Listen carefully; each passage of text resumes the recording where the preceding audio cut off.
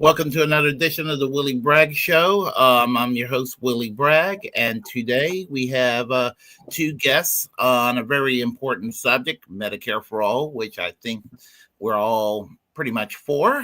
And we have with us Lana Dell and Dave Garibaldi. And why don't you both introduce yourselves? Whichever one of y'all want to start first, go ahead and do so. Go ahead, Lana. Can you guys hear me? Oh, yes. Okay. So I'm Lana Dell, also known as Lana Large. My interest in this is because I feel like as Americans, we're supposed to live in the greatest country on earth. And when 68,000 people a year die from lack of health care, that's not what that means. Other countries can do it. And I think it's time. We've been talking about this for 100 years. It's time for us to get the health care that we need. So anyway, Merry Christmas and hello to everyone. Yeah, good afternoon, everyone. And thank you, Willie, for having us on. My name is Dave Garibaldi, and I live in just outside of Minneapolis, Minnesota. And I've been doing this volunteer work on healthcare advocacy for about 6 years now with Healthcare for All Minnesota. We're a nonprofit group that advocates, educates, and legislates for healthcare justice and healthcare payment reform. And we have our own state-based single-payer system or legislation for a system called the Minnesota Health Plan. And we are working very hard at that, considering how slow things are at the national level to get things done right now. And there's actually like 23 other states that are working on this as well at a state level. So here to tell you a little bit about why we're here and how we got here and what we need to do to change this horrible system we're in. And that horrible system it is, indeed. I tell people we're not a normal country, and normal countries do not allow people to simply die because they can't afford insurance, health insurance, or and that's the worst case scenario. The best case scenario, go bankrupt and lose everything they got, and in some cases do both, lose everything they got and die. And it's just a horrible situation, and we need to change this healthcare system, and hopefully this discussion will play a role in getting us there in that direction. So indeed. Yes. So I guess let's see, where do we start from here? I guess we'll start with the I guess we'll start with letting the people on the chat line know that they have any questions to feel free to ask questions, and we will be glad to, the guests will be glad to answer those questions. So I'll let you both take it away, and we'll continue this dialogue. Sure, I can start out, Willie. I'd like to start with a reality check. And if you can bring up slide 1, the U.S. spends far more on healthcare than any other wealthy developed country and has worse healthcare outcomes than the wealthiest OECD countries. So in slide number 1, you can see that this is well illustrated, comparing the U.S. red line there with a number of other developed nations with other colored lines. The graph on the left, the vertical graph, or the line on the left axis is a life expectancy. And the one on the bottom there, horizontal one, is per capita expenditures. So you can plainly see that although the United States spends much more than other countries, actually now it's well over $12,000 per capita a year. That's twice as much of the average of those other countries.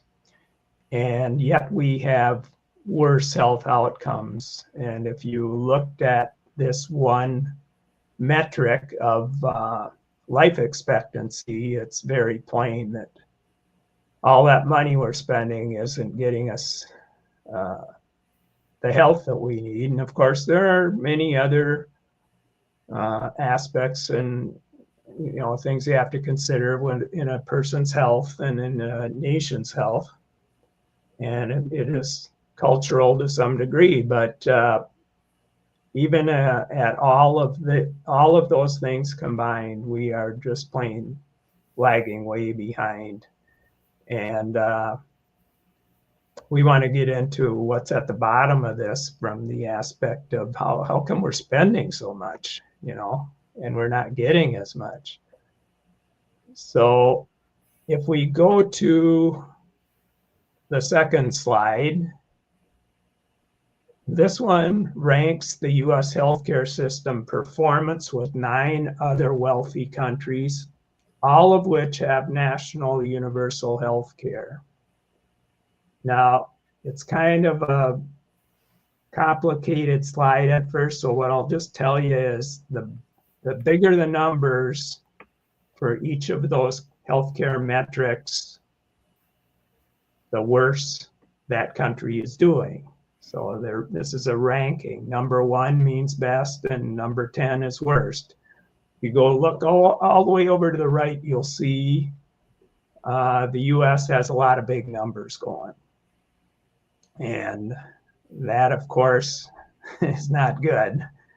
That means we're ranking way toward the end of the pack there.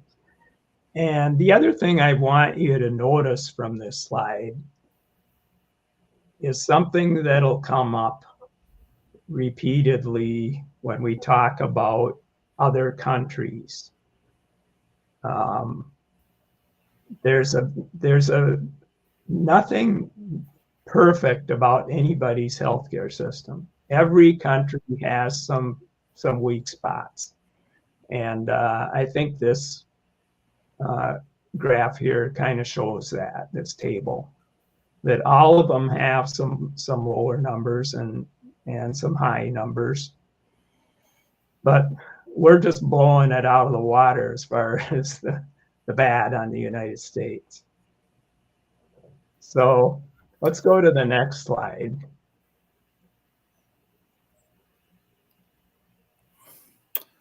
Oh, Dave, we're having technical difficulties with the slides. I just wanted to let you know.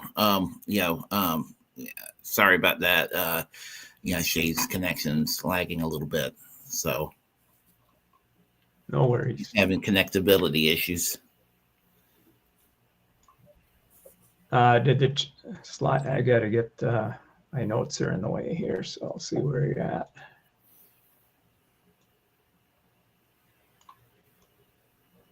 Okay. Yeah. A moment here. How are we doing right now with the slides?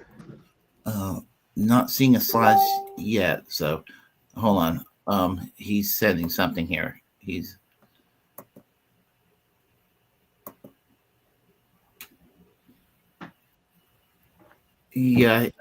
Something went wrong with his StreamYards on his side. So I can give him a call. I'll let y'all take care of it. If you want to go and y'all continue the discussion, I can come back in a moment and see what's going on. Sure. Okay, I'll be back in a moment. Y'all carry it away. Sorry about that. All right. Yeah, one thing I wanted to bring up when I was telling about other countries having problems with their healthcare. What we see here in the United States is, yes, they do have problems, and we do hear about them. And they tend to, the media here, the corporate media tends to blow them all out of proportion as far as the problems they're having. There are a ton of myths that are thrown at us whenever we talk about single payer. And it's really, at the root of it, it's the profiteers that perpetuate these myths and their media lackeys. So let's face it, you look at any network doing news, very little ever said about single payer. And usually when it is, it's something bad. You know, they'll just go nuts on one little thing that they don't like about it and blow it out of proportion. But when it comes to really talking about the truth and talking honestly about it, there's just very little that they will do. They'll hardly ever bring it up even. It's just, woe is me, our healthcare sucks and no solutions. We have the solution. We absolutely do. So it looks like we got something back up there. Yeah, his StreamYards on his side was a little difficulty, but everything's back up. Yeah. Good. So can we go to the next slide? Okay, let's stay with, we just talked about this one with the rankings. So you can see all the different countries have their rankings and all of them have their weak spots. So let's go to the next one, please. Well, this is a good one that just generally shows how far behind we're lagging in performance. It's despicable. And we're way down there, and if you haven't noticed our dot yet, it's way down in the right lower corner. And yeah, that's what happens when you have a for-profit system. And it's actually performing well for the profiteers. So let's go to the next slide. It's another way of illustrating it in the United States is in the blue dots. As you can see, life expectancy, we are the worst. Infant mortality, the worst. Unmanaged asthma, we're not the worst, at least. So a little farther up the line there. Unmanaged diabetes, worst. And safety during childbirth, worst. And heart attack mortality, third from the worst. So, you know, a lot of bad outcomes here in the United States, and it has nothing to do with not spending enough money on healthcare. But what it does have to do with where that money is actually going. So let's go to the next slide, please. This is another illustration, again, of per capita spending. And I think this is 2022, I believe it says. So it has gone up some for all the countries. But as you can see, again, we're spending much more. The average is the line in blue. And we're just about doubling that. That's all there is to it. So, and let's go to the next one. So this is an interesting one. The United States spends more on administrative costs, but less on long-term care than other wealthy countries. So you can see our administrative costs are just way out of whack compared to the other countries. And that's because of our multi-payer, needlessly complex system where we put $1.03 in this country spent on healthcare goes to administrative costs.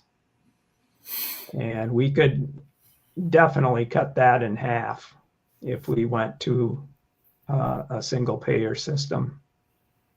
Now you look at, I guess the other interesting thing is in long-term care, we don't spend as much as a number of the other countries. And I think my take on that is that we should be spending more. It's funny because the cost of long-term care is just immense. You know, it's in the $80,000 to $100,000 range for a year's stay in a nursing home. But a lot of those nursing homes aren't doing very well. And a lot of it has to do with a staff that is getting paid very poorly. And we've got to change that. And again, let's get the money away from the parasites and into the pockets of the people that are actually doing the work. So let's go to another slide.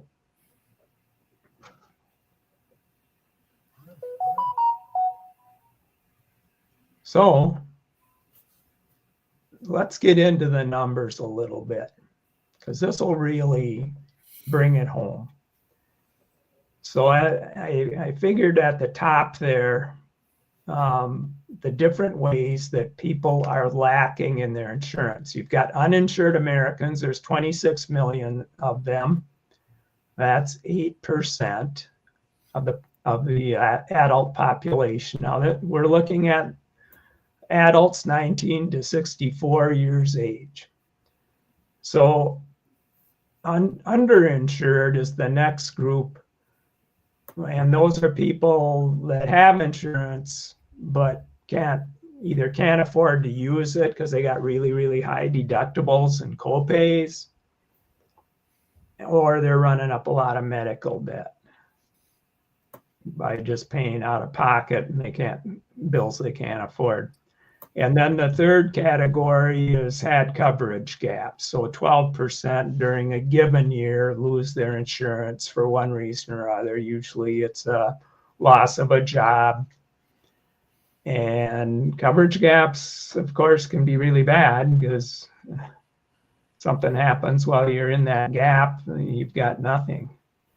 So bottom line here, we got 43% of the nation is inadequately covered by care. And I do a lot of tabling and talking to people, and I'm always amazed at the number of people that walk up and say, no, I don't need, I'm good. My healthcare is great. My employer pays for my healthcare. Well, one thing they don't really know is that even though you're covered under healthcare, unless you've used it a fair amount, you don't really know how well it's working. A lot of young people are in that set. And the other thing is, sometimes it works real good for the less expensive stuff. You know, they'll pay up right away and everything's hunky-dory. And then all of a sudden you get into something really, really bad, cancer diagnosis, bad accident, really laid up, and you're getting expensive, in other words. You spend a bunch of time in the hospital, especially. That's when you find out how good your insurance really is. And over the years, this is where things have really changed. I would say in the last 15 to 20 years, it's gotten really bad to where the insurance companies have figured out that they're going to delay and deny care. That's how they're going to make more money. Take in as much as you can in premiums and pay out as little as you can in costs. So That's the deal. So the next thing I wanted to look at here, that means in the United States, 57% of adults under age 64 had adequate health insurance in 2023. 57%. You look at all those other countries we had up there, this is horrendous. It's embarrassing. So nearly 1 in 4 US adults have health coverage all year, but are underinsured, facing high out-of-pocket costs and deductibles that force many to skip needed care or take on medical debt. And up to 1/3 of people with chronic conditions like heart failure and diabetes say they skip medication doses or don't fill their prescriptions because of cost. How pathetic. Okay, let's go to the next one. More numbers. United States spends $4.9 trillion on healthcare. That was in 2023. And this is a figure from CMS, the Center for Medicare and Medicaid Services. $14,570 is now the per capita spending amount. I had 12,000 on an earlier slide because that graph was older. So yeah, $14,000, just incredible. And estimated American deaths each year due to lack of health insurance, 44,789.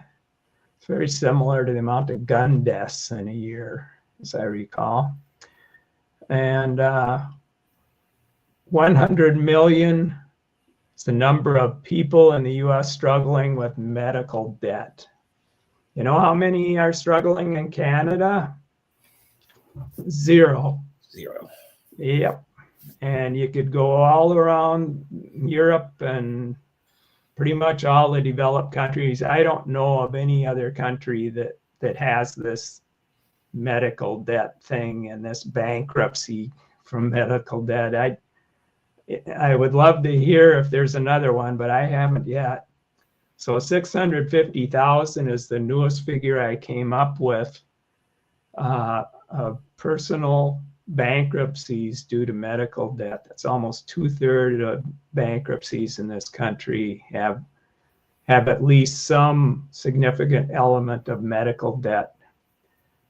And of those, 80% had insurance. So yeah, our insurance is really good. Anyway, 42% of cancer patients in the US, this one is just horrific. 42% of cancer patients in the US deplete their life savings in 2 years. That's from the American Journal of Medicine. And then last one here is $300 to $650 billion would be the estimated savings under an option similar to Medicare for all. And that came from an estimate done by the nonpartisan Congressional Budget Office. So our members of Congress should be looking at this, but you know what? Most of them don't. And we're going to talk a little more when we get a little farther in here about what we can do to change that. So Shane, next slide, please. So I threw in this page. It's from the Physicians for a National Health Program Harms Report. And it deals with Medicare Advantage harms done to patients. It's a really good report, and that you will be able to link up with that in the show notes. And so 11.1 to 20.5 million hours per year are wasted by medical practices on Medicare Advantage prior authorizations. So one of the downsides of Medicare Advantage compared to traditional Medicare, and again, if you don't know, Medicare Advantage is the privatized version of Medicare where the government pays private companies, and they pay them quite well, to take you on as a client, as an enrollee, and then that company is responsible for your health. So one of the ways they kind of slow things down a little bit is to have prior authorizations, and they're using those more and more to ration care. The next one is 11.7 million. That's the number of Medicare Advantage beneficiaries in a narrow network plan that excludes more than 70% of the physicians in their county. So there's another one, narrow networks. Another way to ration your care to keep you away from your doctors, or away from a doctor that maybe they deem to be more expensive. Well, it's probably, more suited to be attending to what you need. But, we're letting them decide that. 7.3 million, number of Medicare Advantage beneficiaries who are underinsured based on their reporting of high healthcare costs based on 2023 Commonwealth Fund study. Now, a lot of this comes from people who are low income. They get on Medicare Advantage because it can be cheap. It can be zero premiums because CMS pays them so much. Is how the premiums get so low. It's not because they're run better by any means. And people get into them, and all of a sudden they get into a nasty illness or something, and they're getting nickeled and dimed to death on co-pays or deductibles. And it gets expensive for them. And on top of that, they'll throw in care denials and the prior authorizations to see specialists. So purely they ration care in Medicare Advantage, and that's why they make so much money. I'll get to that in just a minute. 36 is the number of studies cited in this paper, collectively finding negative outcomes for patients and providers in Medicare Advantage. And here's a little tidbit at the end.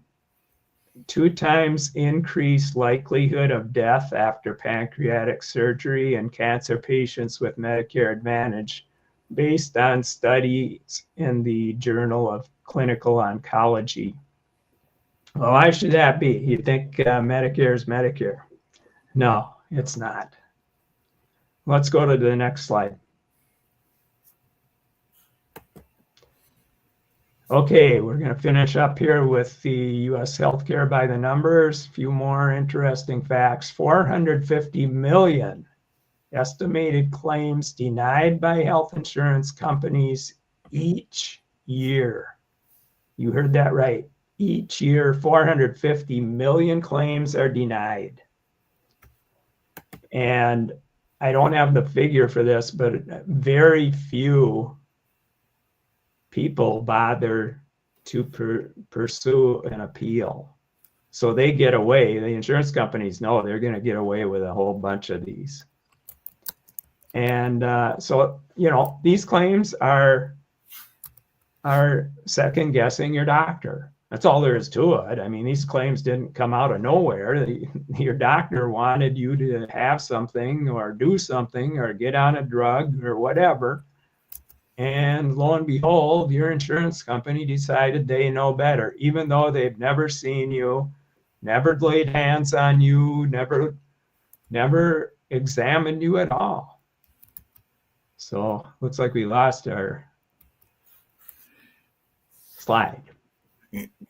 Yeah, he'll probably come on back in a moment. Yeah, Okay. He's got connection issues. Oh, he's back. Good. Hey, Dave. Yes. You know, I was going to suggest that you look at before you actually sign off, and we go to the couple minutes in between mine and your presentation. There's a couple of questions in the chat that I thought you might look at and try to answer while the folks are still in the chat and live. Sure. As best you can. All right, thanks. Okay, let's get to that last lot. And I think it's a couple more farther along, Shane.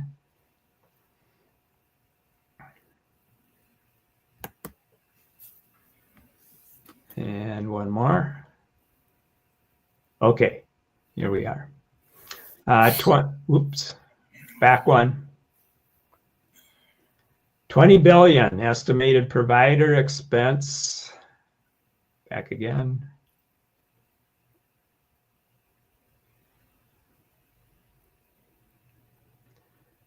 Estimated,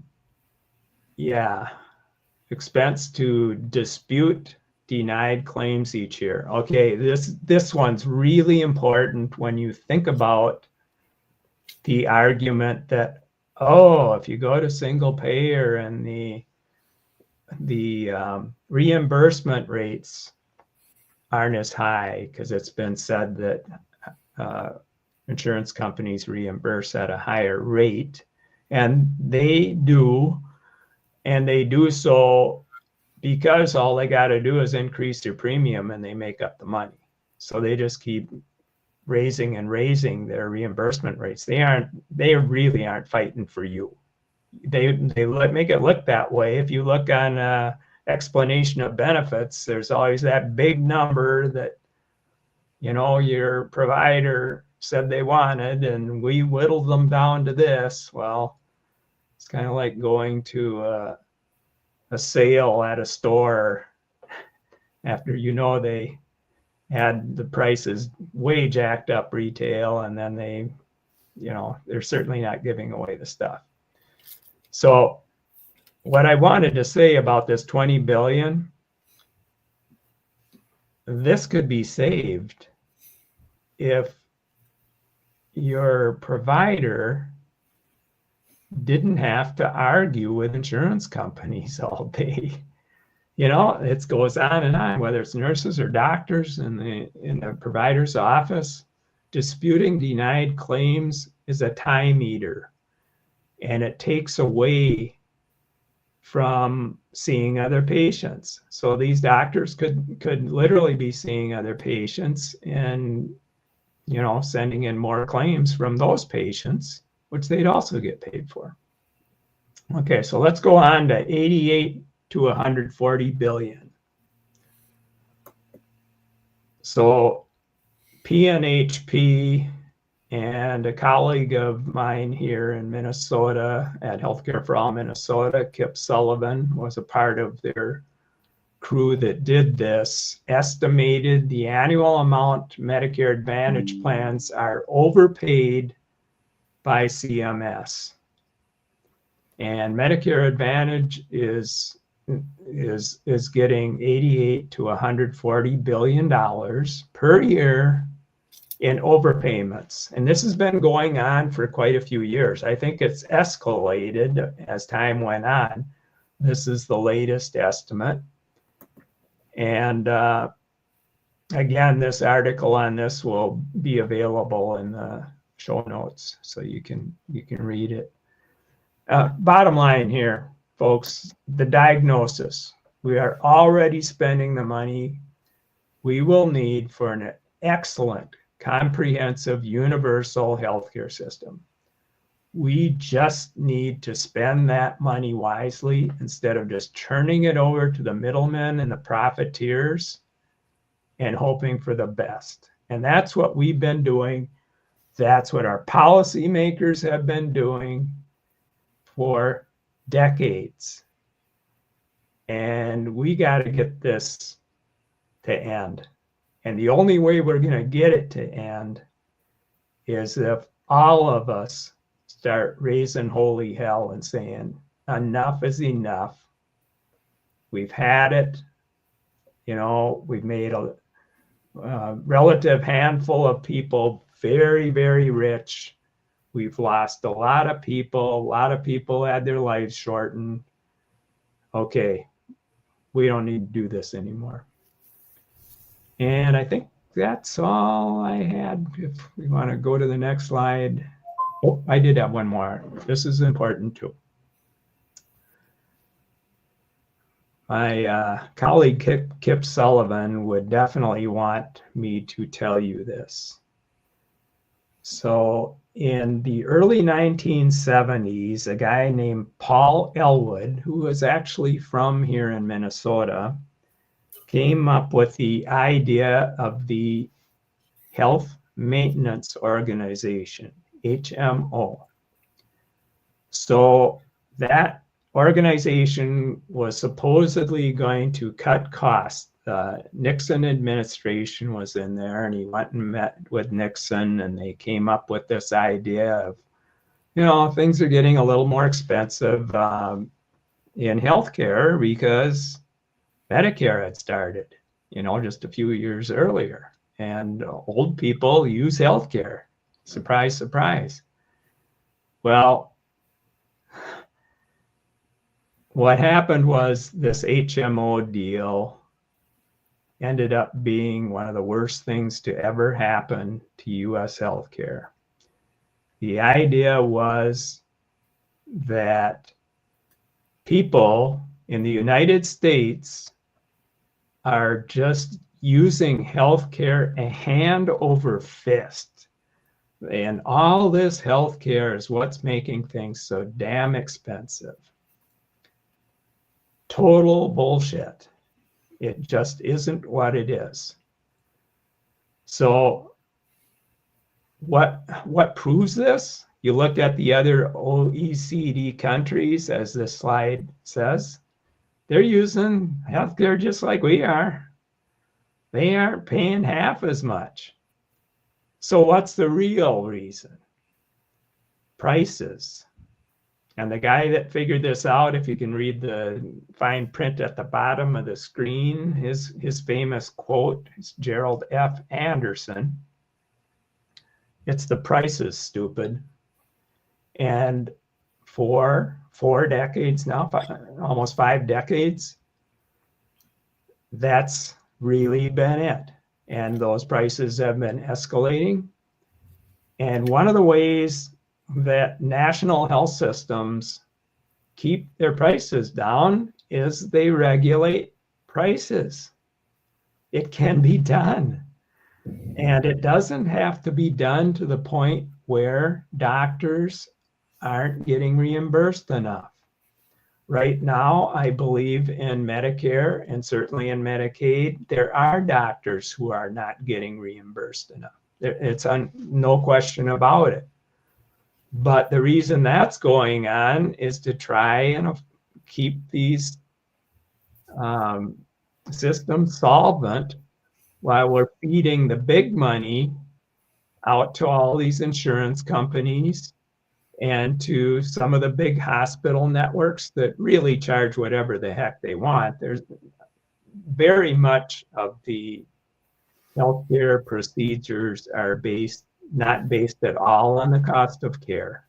They pin a number on them because, yes, we want to make X amount on a coronary bypass. So we're going to charge this much, not what it actually costs to do it, and when you're looking at cost to do something, it's keeping the lights on, keeping the rooms clean, it's all there. You can figure all that stuff out.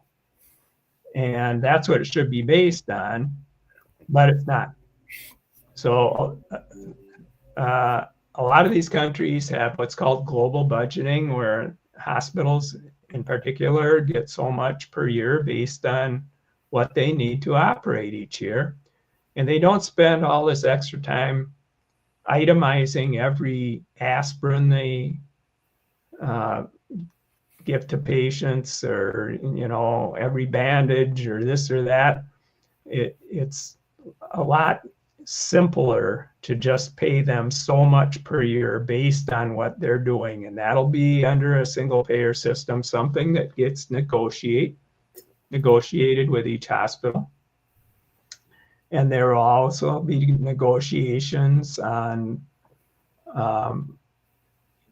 the fee-for-service end, which would be, you know, outpatient clinics and doctors, so providers that are not operating in the hospital.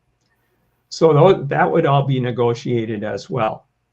And what we want to do is have a fair price for everybody so that everybody gets paid a reasonable amount.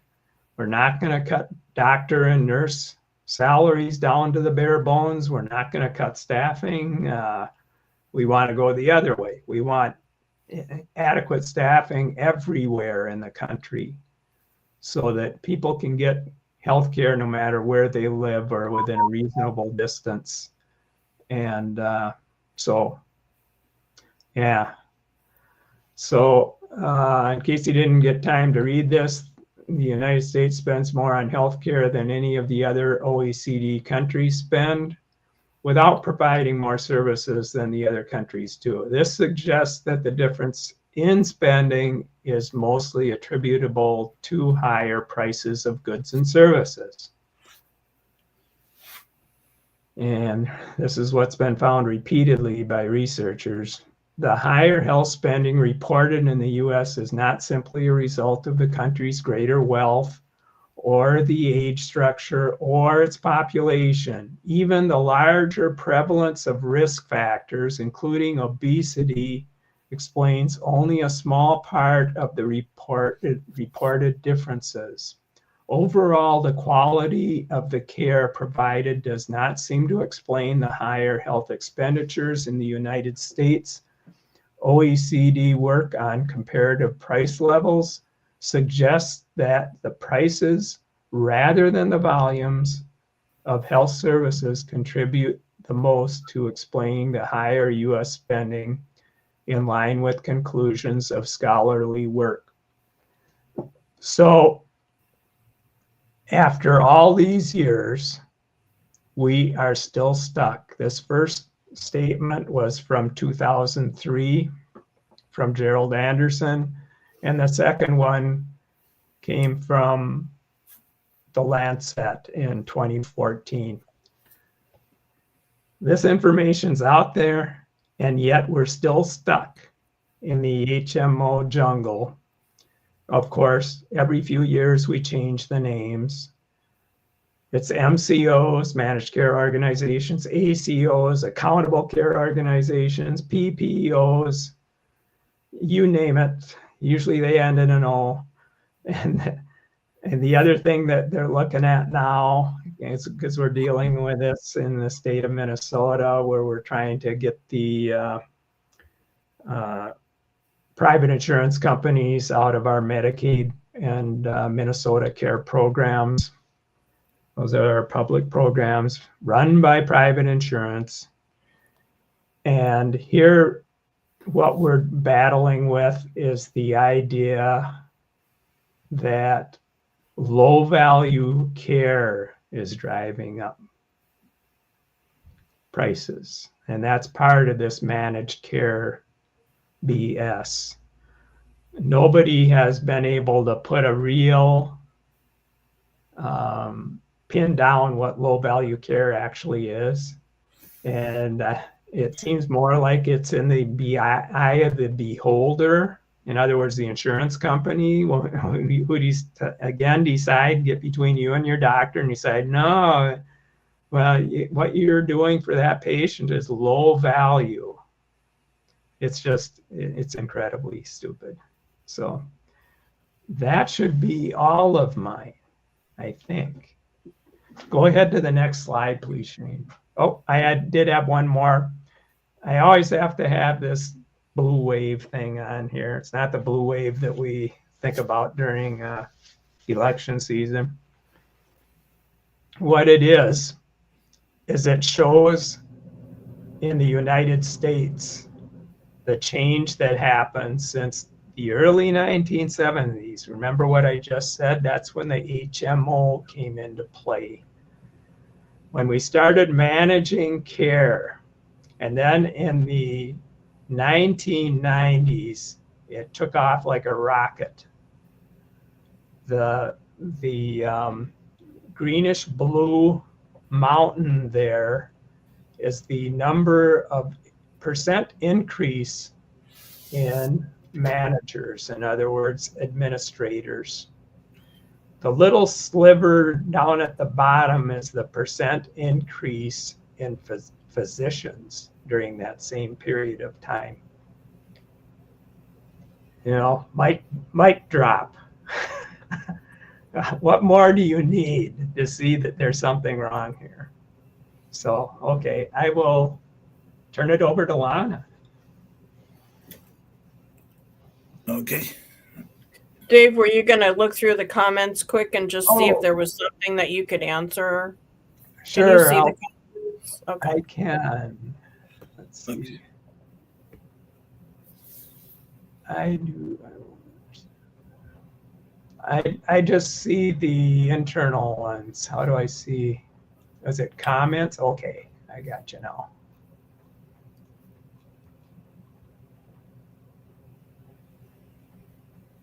Mine are on my phone, but I know you're not looking at your phone right now.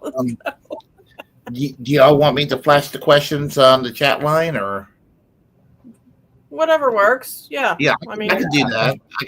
Let me scroll from the front. Then there is one I question. think Barbara Baldino had one too. I don't know if she's still with us, but I hope so. Yeah, I see that one. Yeah. Okay, We you got it, know Barbara. Yeah. The Luigi thing is, you know, let's face it, it's tragic. But it's really the public reaction, unexpectedly strong public reaction in favor of the assailant, and is, you know, it's dark, and it's hard to really stomach for I'm a pacifist and I don't like violence, but it really indicates, and I hope it indicates to our elected officials how bad this all really is, and how many people are being damaged by this, and how many people want it changed. And I think it has become, now that we've let this settle down a little bit, a crossroads where we can maybe start making some headway to wake people up. I mentioned to you before that a lot of people just don't know how bad their insurance is because they haven't used it, or they used it and they got by okay. But that doesn't mean you're always going to get by okay. And so yeah, that's good. What else do we have there? Any suggestions? Getting through to the politicians. My senator only sends auto reply. Yeah, getting through to the politicians is tough.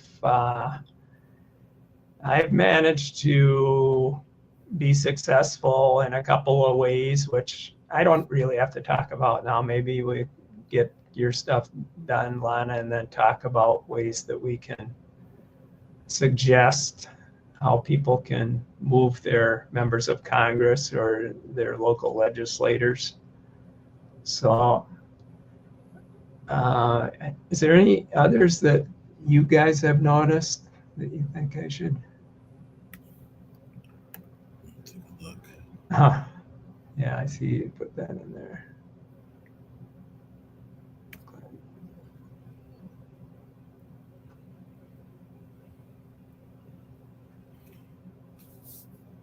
Well, not so much a question. I see a comment down there Mm-hmm. referring to Luigi. Yeah. I see that's from my friend Joe Firestone. Firestone, yeah, and Joe thinks the estimates are low, and I agree. There's definitely some problems with those CBO estimates that could make it much more of a savings than what they're saying. I think they were pretty conservative. So yeah, that's good.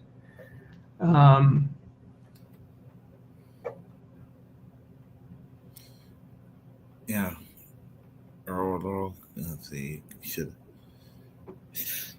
Yeah. Yeah, very good, Joe Firestone. And oh, that's the Festivus show. That's Warren's show. Comic. Kate was wondering if that was that's another show for. It was a long live stream. Okay. COVID should have made things kind of obvious, unlimited funds for a vaccine, but too many questions asked. But universal is off the table. Yeah, agreed. COVID really spotlighted how bad we were not having a central system to organize for a national health emergency. I mean, it was just a circus. And I don't think a whole lot has changed yet, frankly. And I think with the upcoming administration, it's probably only going to get worse, unfortunately. So I don't know. Did you guys see any others in there? I just kind of glanced through. Yeah. Normally, with time factor, I just kind of pick and choose, and with nothing personal, if I omit somebody or omit a few people. So probably we should let Lana take it away.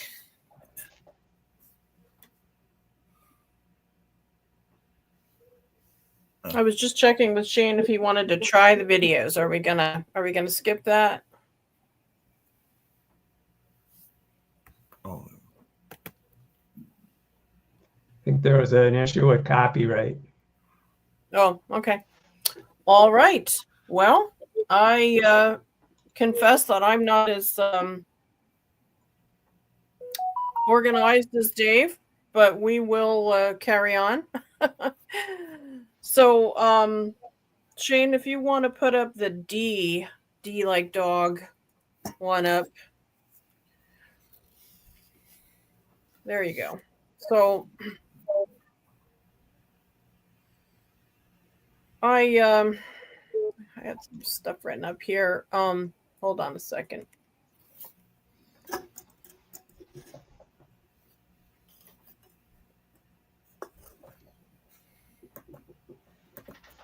So just so that everybody knows, the three of us were talking about doing this live stream probably, I think, like maybe a month or 6 weeks ago.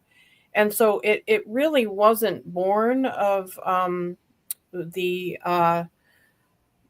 United Healthcare CEO being assassinated by Luigi. And for better or worse, it has drawn attention. The healthcare issue is now on a lot of people's minds and in a lot of people's discussion. So it's good if we can get more people involved in the fight to change the system. And also, I wanted to say I would have preferred to put the CEO out of business instead of taking his life. But hopefully his life will, his death will not be in vain. And I hope everybody is going to try to, jump in and as much as they are able to and help us get some change made. So if you want to, Shane, put up the B slide. And so right now we have the ACA, and that also known as Obamacare. And although it did help in some ways, it falls way short of what we need. I know some people point to the fact that your children up to age 26 can now be included, which is good, right? And the other part that people like to say is that they aren't allowed to just refuse to insure you over a pre-existing condition. And although that is the law, they have found other ways around it by pre-authorizations, or they'll just decide not to, even though it's supposed to be approved, whatever you're getting done, they're just not going to approve part of it. I've had this happen to myself. One of the other things that happens is that whatever prescription your doctor thinks that you should have, it's the newest and best one, and that they should include it in their in whatever network you're in, because you can pay for less money, the lesser amount for it. Oh no. We don't think you need that. We think you need this older medication that's cheaper and it doesn't work as well, and it's not the one that your doctor recommends. And there's just a bunch of nonsense that they've figured out how to get around the more expensive people that have pre-existing conditions. So it looks good on paper, but in reality, it's really not what we need. So put up the C one, Shane, would you? C. No, one more. There you go. Okay. So here's a list of countries that have universal health care. And as Dave mentioned, none of their systems are perfect. They all have a complaint. I've spoken to a guy from Canada who said, our prescriptions are not covered. We have to pay for prescriptions out of pocket. But anybody who knows anything about the details will tell you that their prescription drugs are a lot cheaper than ours. So there are people, they get mad actually because the people who are close enough to drive over the border from Michigan,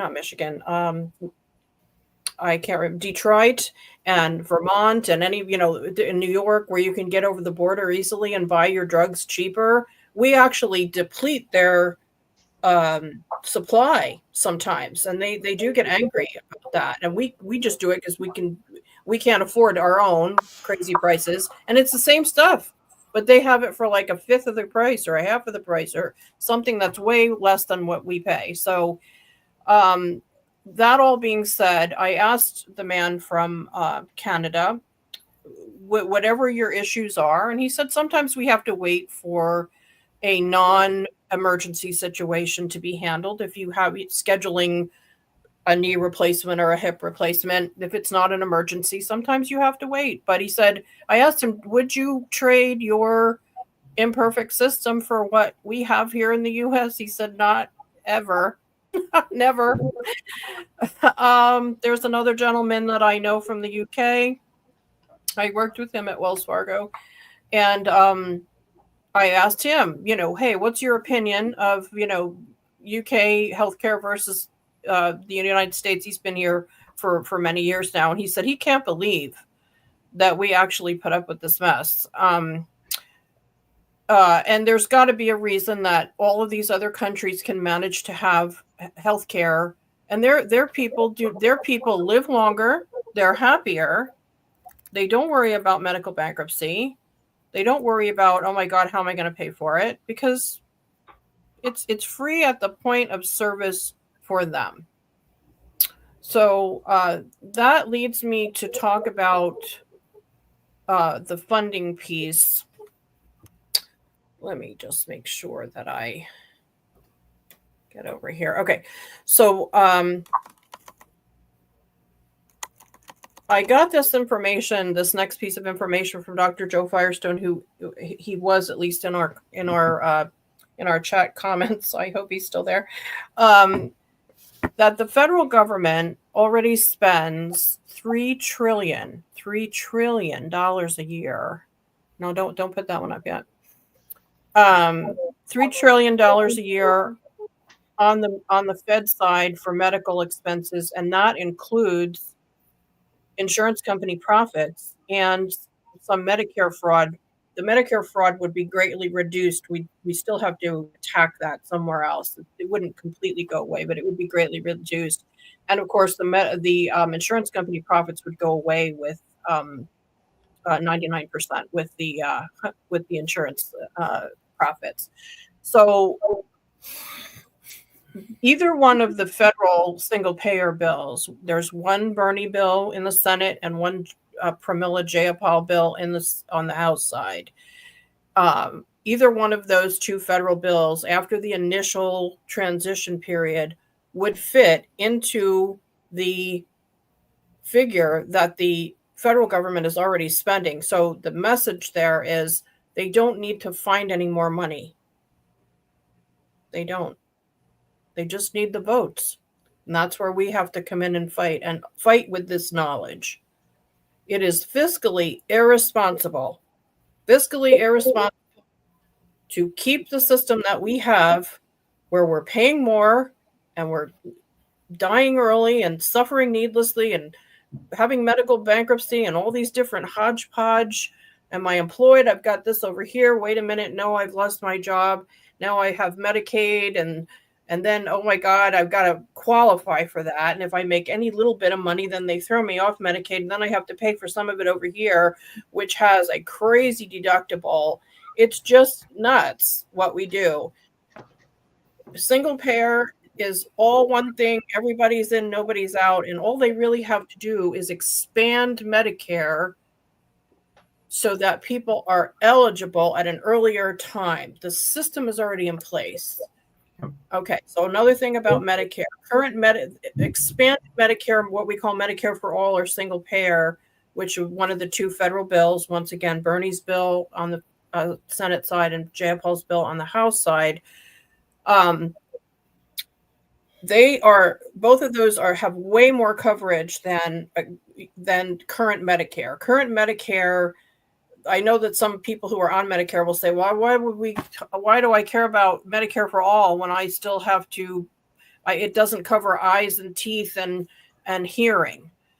Medicare for all covers eyes and teeth and hearing and a whole bunch of other stuff. So one of the things I asked Willie to do, which he was kind enough to do, was to put some links in the chat. Links in the description of this video. Please visit the links in this video.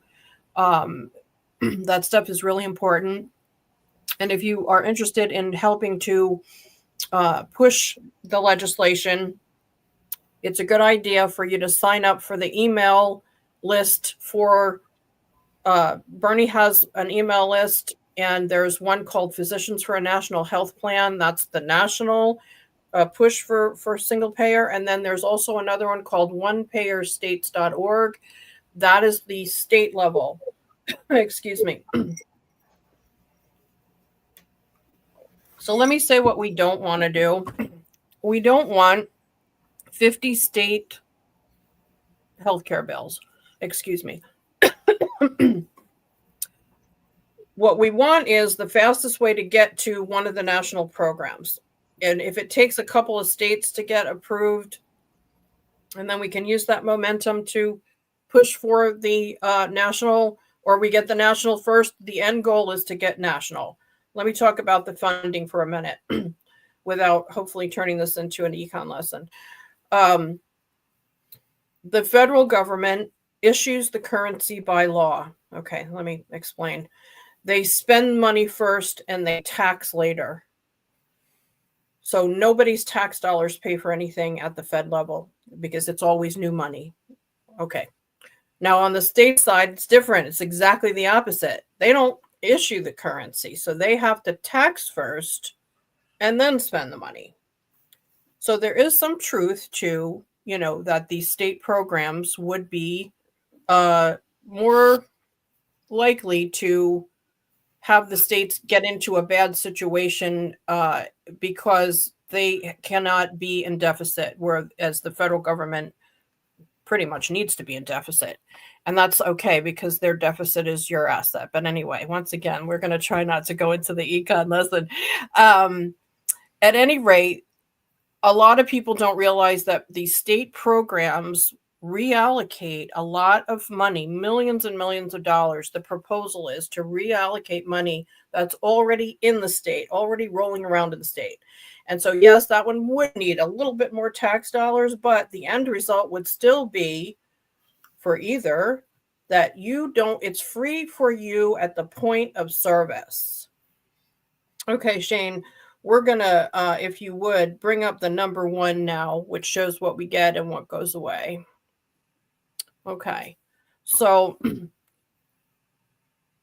either of the Fed or the state programs, these are some of the things that we're going to get, and some of the things that are going to go away. So I'll give you a second or two to read through that.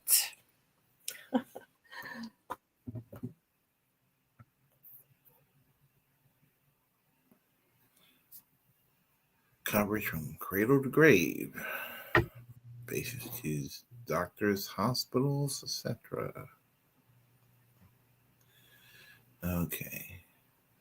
Oh, do you want me to read it through? I'm sorry. Oh, no, it's okay. It's up to you. I was just going to let people read a little bit while I was, give them a minute and stop talking. Oh, yeah. Yeah, what we get here is coverage from cradle to grave. Great idea. Patients choose their doctors, hospitals, etc.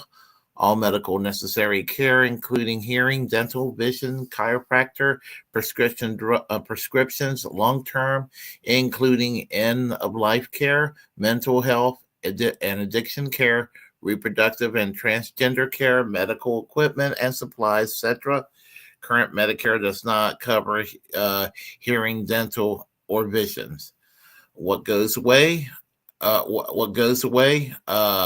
No doctors or hospital bills, no copays, deductibles, or networks.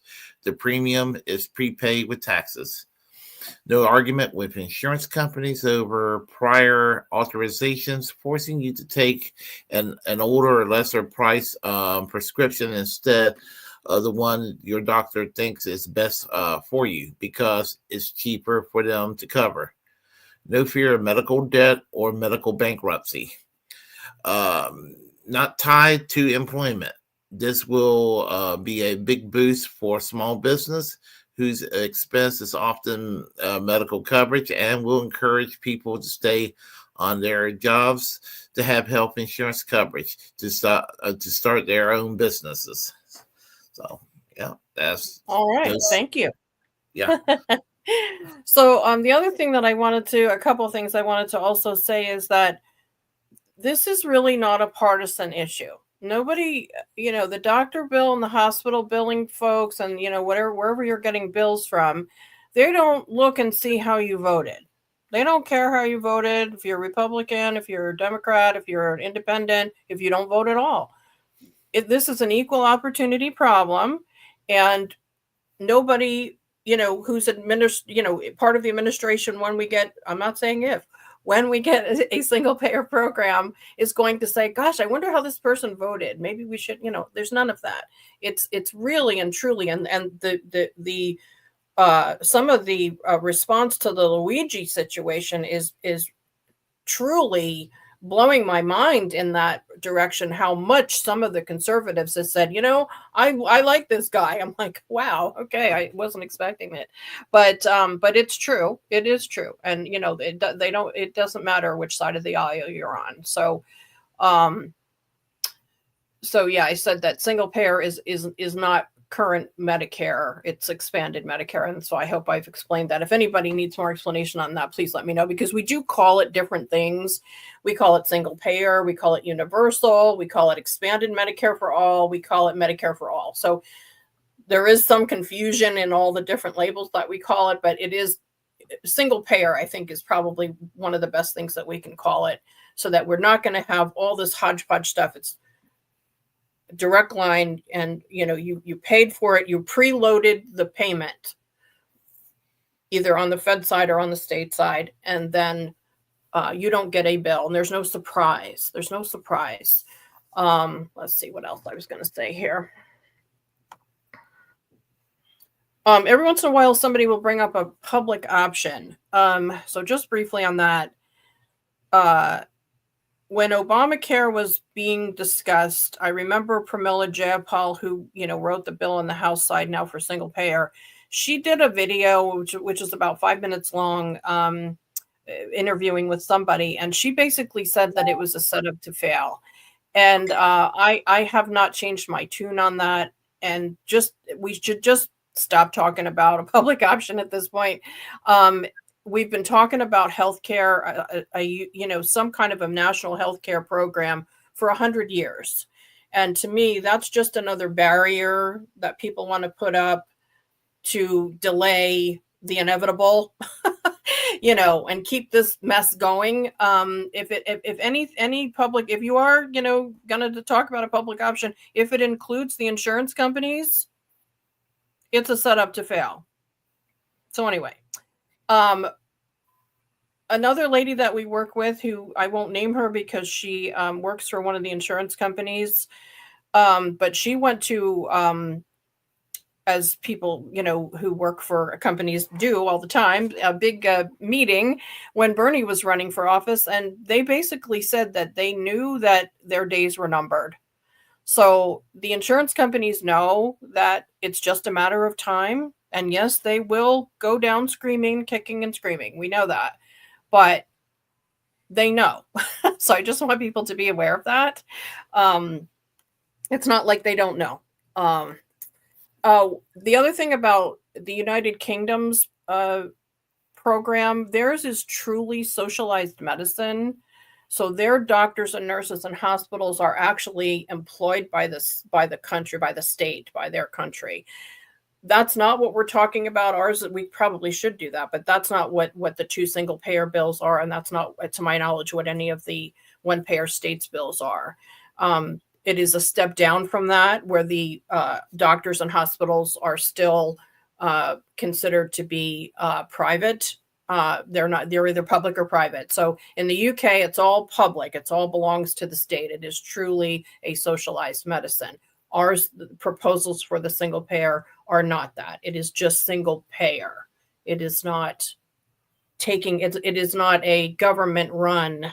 It is just government paid. Okay, because I know some people don't like the socialism thing. So make sure that we understand that.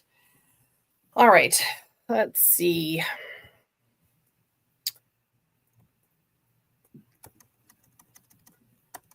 One more time, best thing for small business and to encourage new startups is single payer healthcare.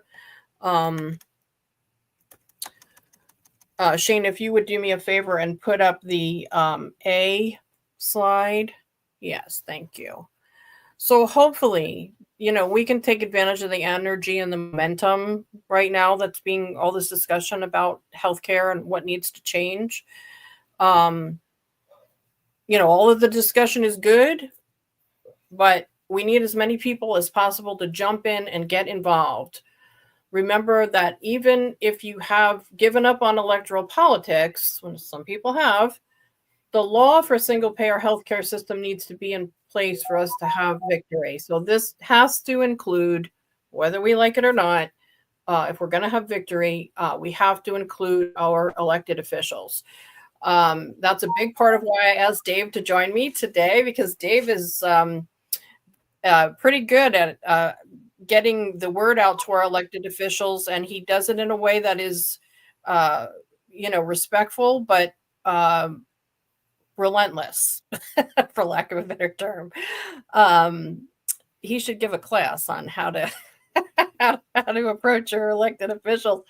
But another thing that I was thinking is, even if you're not retired, because he's retired and I am not, but if you want legislation to be enacted, you should take one or two steps forward. You don't have to be Dave. We need more Daves, but you don't have to do all that he does. If we could have more people that would just take one or two steps forward, do whatever you are able to do. Sign up for the email list for PNHP, One Payer States, Bernie's email list.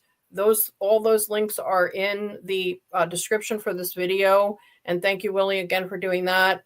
look up who your federal senators and representatives are and who your state senator and representatives are. They need to hear from as many of us as possible on a regular basis as possible, not just one time. Go to your city council meetings. Pick one of these things to do. You know, if you can do it all, that's great, but at least pick one, maybe two things. You might be surprised to meet others who are already involved in your area who are interested in starting a group effort. There's more and more people who are interested. We just need to meet each other and get organized or join an existing organization. It doesn't have to be perfect, and you don't need to be perfect either. The point is to stay in the fight, and we cannot expect 40 years of the undoing of FDR's programs, you know, that helped us to be a great society, that has been eroded over time. And we can see, you know, what some of what the effects of that are. So we can't expect all of that to be undone by one effort or even a couple of election cycles. We've got to stay in the game until this gets done, if you care and if you really want to get it done. So that's all I have, and I thank you all for listening.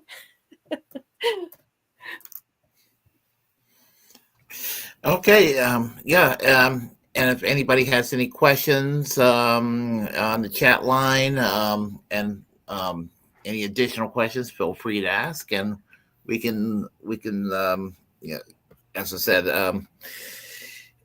what happened? What happened to Lana?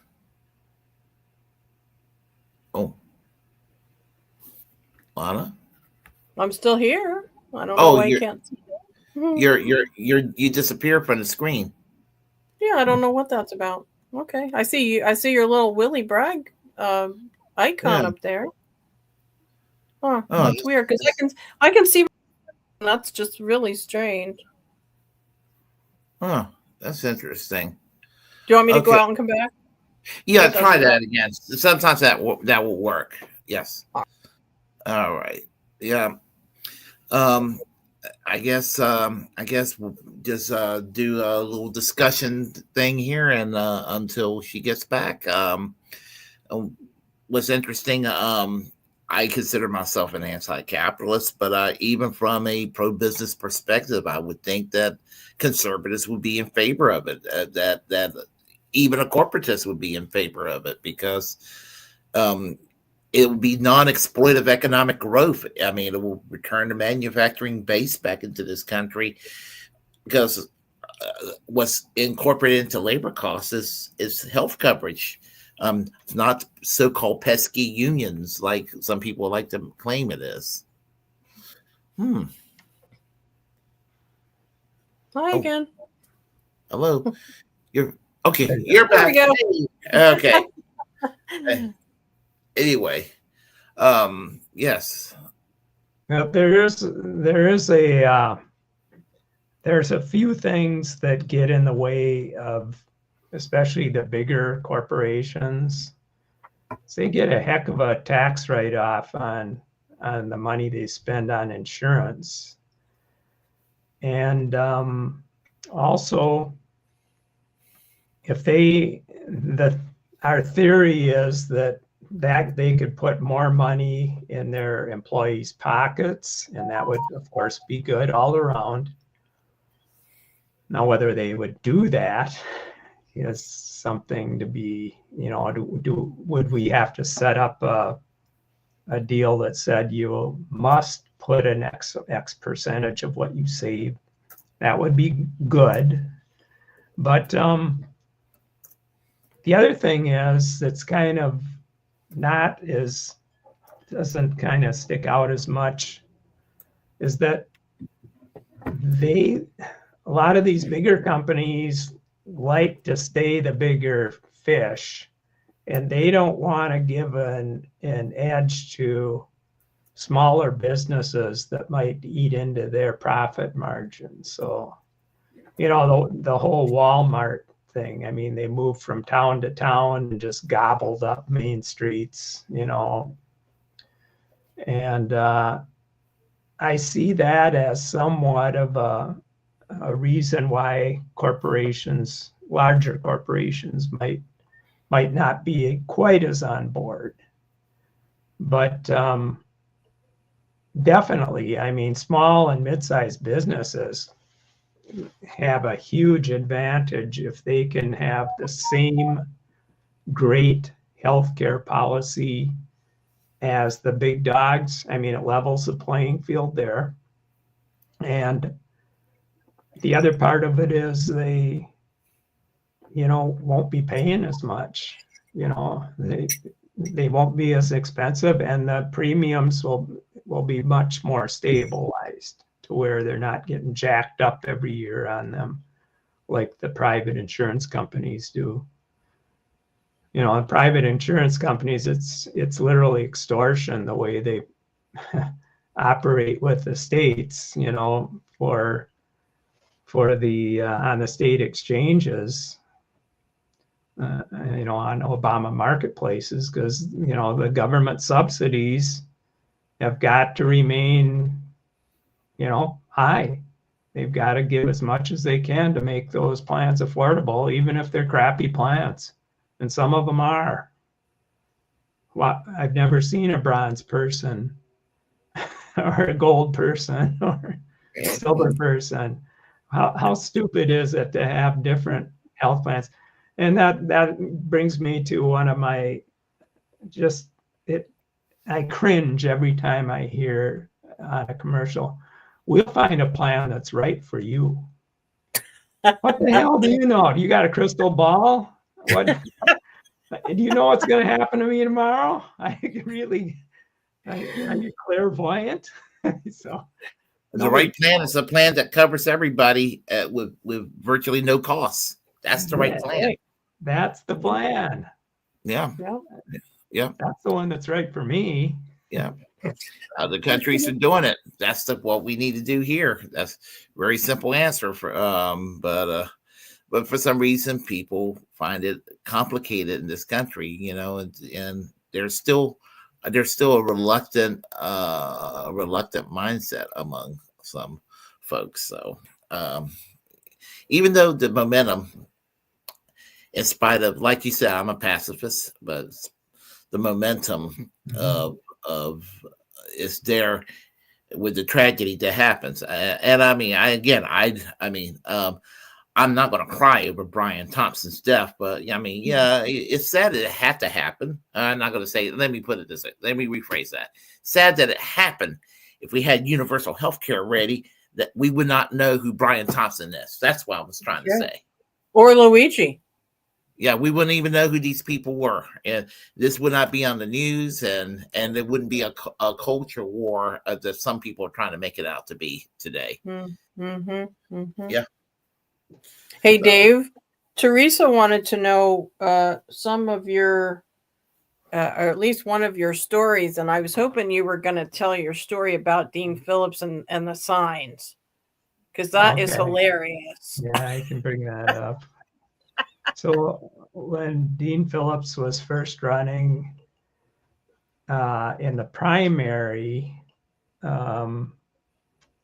this was back in 2018, and he was running against a guy who was for Medicare for all, and Dean was very much a moderate centrist back then, and was clearly against it. And so he ended up winning the primary, and once he got in office, which he did a great job. I mean, he won a seat that I think was 36 years it had been in Republican control. So that was a good thing. But he was definitely a middle of the road guy and seemed to stay that way. And I went to several town halls before I really got actively approaching him. Other people were bringing up single payer, and he was kind of pivoting whenever they did and giving the audience the idea that, well, that's not kind of really what it's cracked up to be, and there's better ways of doing this, and all that stuff, incremental stuff. Medicare for America and all of these little ideas. There were a number of them back then. Well, anyway, I finally, I had gotten hold of his office, and for quite some time I was trying to have a meeting with him and get a group of constituents that were for single payer and go in and talk to them about co-sponsoring Medicare for all. And of course, at this point, things have really changed. At this point, right in the middle of his district is United Health Group headquarters. And they were very much a valued employer in the state. I mean, they're one of the most powerful countries in the country, frankly, and they make a lot of money. So people weren't thrilled about people rocking the boat with that and saying that, United Health should go away. And a lot of people were employed that are in the district, the congressional district at United Health. So he was very much leery of ever getting too involved with Medicare for all. And I figured, well, I'm going to try and meet with him. So the first step was talk to somebody in his office. I ended up talking to his healthcare person, nice young lady, and very sympathetic, and appreciated what we had to say. And so I said, well, I'd like to meet with him, and it didn't happen, and I kept circling back with emails and phone calls and saying, what gives, and they would line me up with the scheduler, and then weeks would go by, and then the scheduler would call in and said there's no availability now. So it's kind of prioritized thing, and that was not a priority for him, obviously. So I stepped up my game plan and actually went to one of his town halls. I assembled 5 other progressive people with me, and we sat in the second row from the front, right in the middle, so he'd be right in front of him. And he came around. Back then you raised your hand and they would let you have the mic for a question. And so I was so nervous. I said to my wife, can you ask the question? I had it all written out for her. So she did. She told about how we were spending. We were recently retired and we were still on my COBRA, and we were spending over a quarter of our income on our health care for that year. And we thought that's outrageous, and why would he not support Medicare for all, which would obviously be cheaper. And he tap danced around the issue and tried to kind of come up with his own spin on it. And I was getting madder by the minute because I didn't like what he was saying, and I felt that he wasn't being honest with the crowd. I can't even remember exactly what it was. But the reason I had 7 people with me and sat right in front was I had my wife make up 3 signs. And I was going to critique him, even if the mic got pulled away, by holding these up. And this is one, so that's fine if he was telling the truth. And it's on the back too, so the people behind can read it. And then if we get into the yellow zone where it's kind of misleading,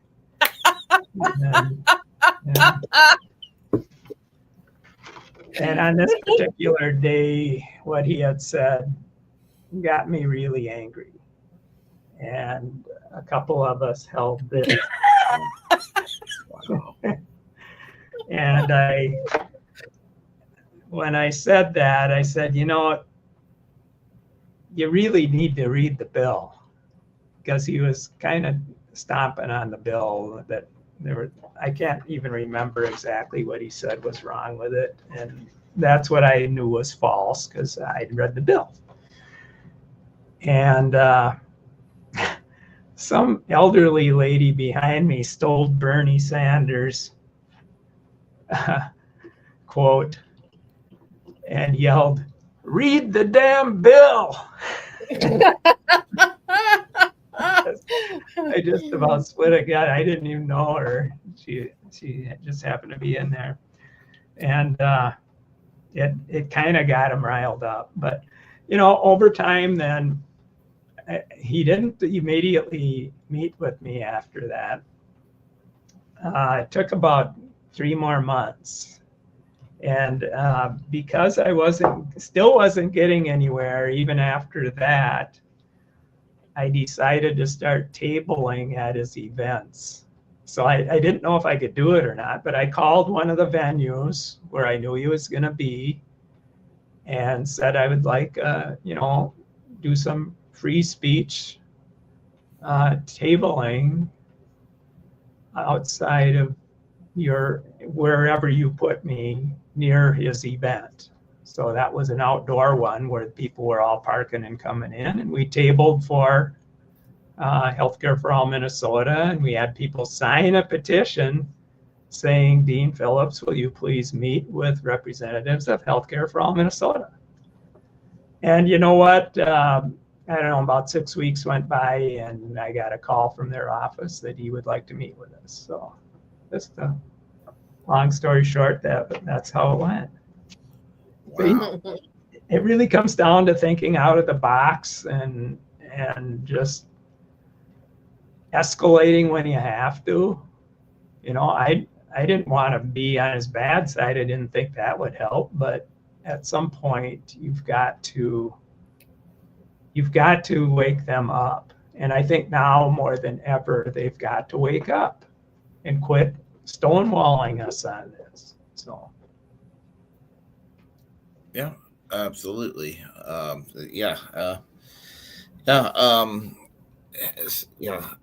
That's a great story. Wow. That's what needs to be done to these politicians and everything. What you've done, and even though Build Back Better didn't take place, what was done to politicians like Joe Manchin and Kirsten Sinema, they acted like they were victims, but they're the ones that they were terrorizing the American people with their destruction of what was Build Back Better. Imperfect as it was, if it would have been passed in its original form, would have been one of the largest domestic programs since the New Deal. So unfortunately, it didn't pass. Well, I bet they feel a lot less victimized right now after what happened to that Brian CEO guy, because it could have been a lot worse. And one of the bad things is that, some of that may still go on. I hope not. But one of the good things is these folks need to be looking over their shoulder. Our friend Greg Layden said that a long time ago. They need to be looking, he wasn't talking about people getting shot, but, they need to be a little nervous. And we have to be loud, and we have to be, doing it on a regular basis, and they'll get sick of listening to us. I mean, and the fact that this man was shot in the street, I do think that we can make good, we can make some good on that. And please don't forget about the part where I said, especially on the Fed side, that it's fiscally irresponsible, and they're already paying for it, because they like to talk about, well, how are we going to pay for it? We're already paying for it. Stop that nonsense line that stops everyone else, because that's not going to stop me. If they say it to me, I'm just going to say, we're already paying for it, and you guys can spend endless money on bombs, and I don't want to hear it. Right. Just Right. stop. And another thing about that is, Republicans especially, they start railing on the debt as soon as the Democrats are in. And, you can't have it both ways. If you're going to say this debt is such a big deal to you, and it isn't to me because I tend toward Lana's MMT. And but if you're going to be railing on the debt all the time and spending money irresponsibly, you can't have something like Medicare Advantage going. That program should disappear tomorrow.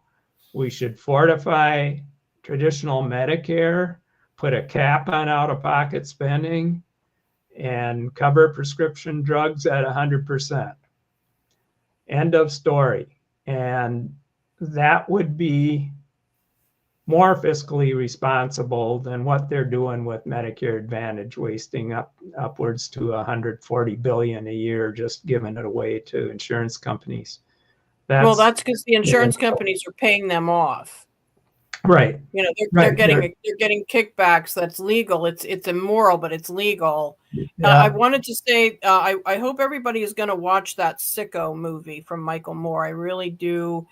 He put it back up on YouTube as a free thing. It's no longer behind a paywall. Unfortunately, since this man was shot, he went ahead and put it back up there. Dave, did you talk about, when I wasn't listening or when I went out and came back, about AARP, how they steer people towards Medicare Advantage? Did you mention that? I didn't. I'm glad you brought that up though. They get 4.95% kickback for every policy they sell, with their endorsed Medicare Advantage product. And they make hundreds of millions of dollars off of that. They don't exist because of membership dues. They exist because United Healthcare kickbacks. Yeah, that's the thing right there. When the health insurance companies are getting subsidies and people are talking about the so-called free market approach and we don't like to pay for other people's problems, whatever. I mean, the government's already paying for the insurance, the actual insurance, which should not even exist to begin with. It should not even exist. And Lana brought up the NHS in the UK. If I had it my way, I would. If we turn it into single payer Medicare for all, like they have in Canada tomorrow, I would be totally satisfied. Well, not totally satisfied, but that would be a step in the right direction. Ultimately, I would like to see something like an NHS in the UK where it would be totally public. But I'm a realistic person, and I know that that's likely to never happen. So, anyway, just my 2 cents on that one. So, anyway, Lana, you have anything to add to this? Nothing. I don't think that I've already said. I will remind people to please look at the links that you put in the description. A lot of that stuff is really good information. And let's work together and get this done. We have to stand firm. Oh, one thing I will say, Nixon, who was a Republican, passed the Clean Air and the Clean Water Act, and I believe maybe one other thing, which, is on the side of being liberal or progressive, and he was certainly no liberal or progressive. A big part of the reason why that got done was public outcry, and we got women's right to vote because people kept on, and some people unfortunately died for that. And any change that we make, there's going to be some. We have to stick with it if we care, and if unless you like your hospital bill or you're an insurance company executive and you're getting a whole bunch of bonus money, or maybe if you've got a whole bunch of their stock and you're getting great dividends or something, there's really no reason for people not to try and get this done, because we need to get it done. And like I said, they know their days are numbered. So let us move forward, onward. Exactly. Let's fight. Look forward to the look forward to the ending of the insurance company's reign over America. I really do. Yes, and all. So I want to thank you both for coming on the show today, and I want to also thank Shane Coughlin for doing the behind the scenes work. Yes, thank you, Shane. And I'm going to add him to the description box, his information in the description box when I get time. So probably sometime tomorrow or sometime on Christmas Day, I'll add him in the description box. And I want to thank you both for showing up here on the Willy Bragg Show to talk about this very important subject, because it is probably one subject I feel the most passionate. I've been very passionate about this subject pretty much all my life. I mean, as long as I can remember. So, and just been frustrating to be in the year 2024 and being teased with Hillary Care and Obamacare and and the Bernie movement. When there was real momentum for Medicare for all, to have his nomination stolen twice. Right. Yeah. And thank you for having us, because I know that we want to get the word out as much as possible, and know that we want people to know that some of us are fighting and jump in with us. The more people are doing this, the faster we're going to get to the goal. So Thank you, Willie. Thank you. Everybody, sure. Merry Christmas. Happy holidays. Happy healthy New Year. And hopefully we'll have a better 2025, I hope. Exactly. Hopefully. We can always hope. So, and everyone, I have to go to work in a short while. So everyone I'll have a Christmas live stream on Christmas Day, probably around 8 p.m. Eastern Standard Time. Until then, Merry Christmas and Happy Holidays. And I'll talk to all three of y'all briefly when we sign off. Okay, let me go ahead and do that. Thanks all. All right.